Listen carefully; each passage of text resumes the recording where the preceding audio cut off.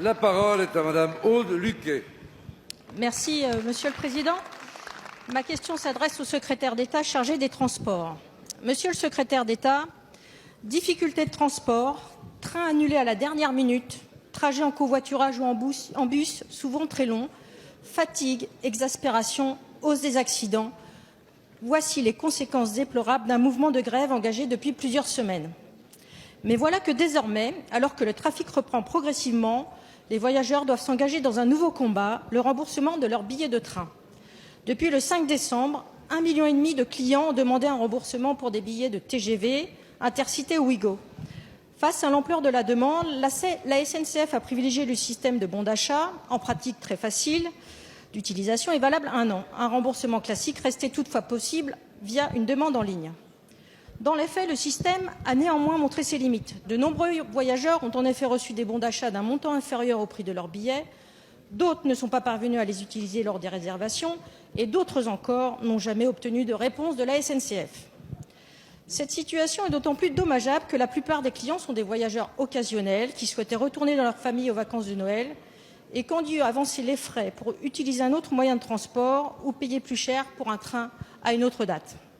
Ainsi, Monsieur le secrétaire d'État, il est urgent de procéder au remboursement de milliers de voyageurs impactés socialement, économiquement et financièrement par les grèves dans les transports en commun.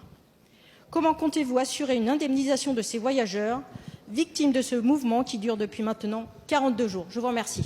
Merci Madame la députée. La parole est à Monsieur Jean-Baptiste Djebbari, secrétaire d'État chargé des Transports. Merci Monsieur le Président, Mesdames et Messieurs les députés, Madame la députée Luquet, vous avez raison de rappeler que depuis le début de la grève, les clients de la SNCF ont connu des conditions de transport très dégradées et de grandes difficultés dans leur trajet, qu'ils soient quotidiens ou plus occasionnels. L'entreprise a toutefois relevé le défi de faire circuler le maximum de trains possible et je l'en remercie. S'agissant des remboursements, les modalités, vous le savez, sont différentes selon le type de trajet emprunté et selon que le voyageur dispose d'un abonnement ou pas. Pour les trajets grandes lignes, la SNCF a enregistré plus de 2 millions de demandes de remboursement. 1,7 million de demandes ont déjà été traitées par la voie d'un recrédit automatique.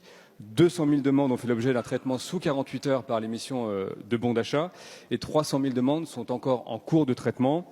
Pour ces dernières, le remboursement peut prendre encore quelques jours, voire quelques semaines, selon que vous le demandiez par la voie de bon d'achat qui est plus rapide, ou que les voyageurs préfèrent se voir rembourser par virement ou par recrédit sur leur carte bancaire. La SNCF, consciente des impacts de cette grève longue, a par ailleurs décidé de procéder à des réductions sur les tarifs abonnés. Et vous avez pu voir que s'agissant de la région Île-de-France, Jean-Pierre Farandou a annoncé le remboursement de l'équivalent d'un mois de passe Navigo pour l'ensemble des abonnés et une plateforme commune à la RATP et à la SNCF sera mise en œuvre dès la fin du mois afin de simplifier les démarches. Enfin, à l'heure où nous observons une amélioration graduelle mais néanmoins substantielle du plan de transport, je tiens ici à saisir l'opportunité pour remercier les dizaines de milliers d'agents de la SNCF et de la RATP, d'ailleurs la grande majorité des agents qui, depuis le début du conflit, le 5 décembre, et dans des conditions souvent difficiles, se sont mobilisés pour transporter des millions de Français en sécurité. Je vous remercie.